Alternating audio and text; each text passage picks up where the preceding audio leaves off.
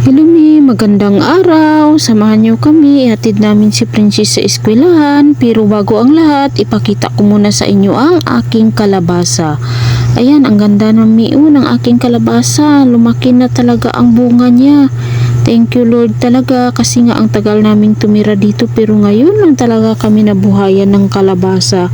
Kaya thank you Lord dahil may kalabasa na kami, mabawasan na talaga ang expenses ni Papa Jun sa pagbili-bili ng mga gulay kasi nga may kalabasa na kaming tanim, nabuhayan talaga kami ng kalabasa mga mi. Kaya ayan, ipaupa daw ito mi para hindi mabulok daw, hindi mahulog, basta yun sabi ng matatanda.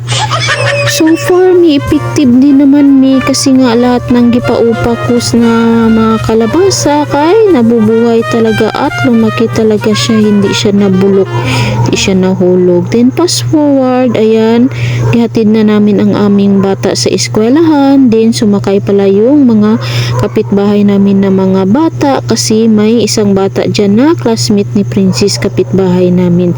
Kaya nakisabay na din sila para libre na din sila pamasahe kasi kawawa naman mga me. Itong bata pala namin hindi talaga namin maisama-sama sa dialysis center kasi nga hindi pwede siya i-excuse. Hindi kasi magpayag si teacher niya na mag-absent kasi sayang daw kay competitor daw sa school nila. Then pagkatapos namin hatid si Princess, nagpunta lang kami sa barangay kay nagkuha ako ng indigency. Pagkatapos namin kumuha ng barangay indigency, umuwi na pala kami agad dyan ni Papa Jun kasi nga pagkahapon mamaya, pagsundo namin kay Princess kay pupunta naman kami ng palengke para bumili ng babaunin namin at babaunin ng bata namin sa eskwelahan. Then fast forward, pagsundo namin kay Princess, dumiretso na agad kami sa palengke at nagbili kami ng manok. Kasi requested ng bata na magmanok daw kami kay mag-fried chicken daw kasi gusto niya na homemade fried chicken, hindi niya gusto yung magbili ng fried chicken kasi hindi daw masarap. Gusto ng bata namin na sa bahay lang daw talaga lutuin yung fried chicken at ako lang daw ang magluto kasi homemade talaga na fried chicken ang gusto niya. Kaya pinagbigyan ko talaga ang bata namin. Kaya ayan, bumili ako ng 150 pesos na karni manok. Tapos puro paa lang talaga yan ng manok kasi nga mas maganda talaga i-fried chicken yung mga paa ng manok. Kasi kawawa talaga ang aming bata.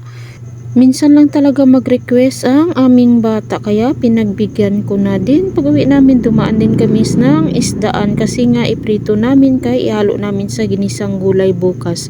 Then fast forward, pagdating sa bahay, minarinate ko na ang ating manok kasi bukas ko pa ito lulutuin para baunin namin papuntang dialysis center at baon din ni Princess sa eskwelahan. Din nagluto na din ako ng ginisang ampalaya na may egg kasi ito lang muna ang uulamin namin ngayong gabi.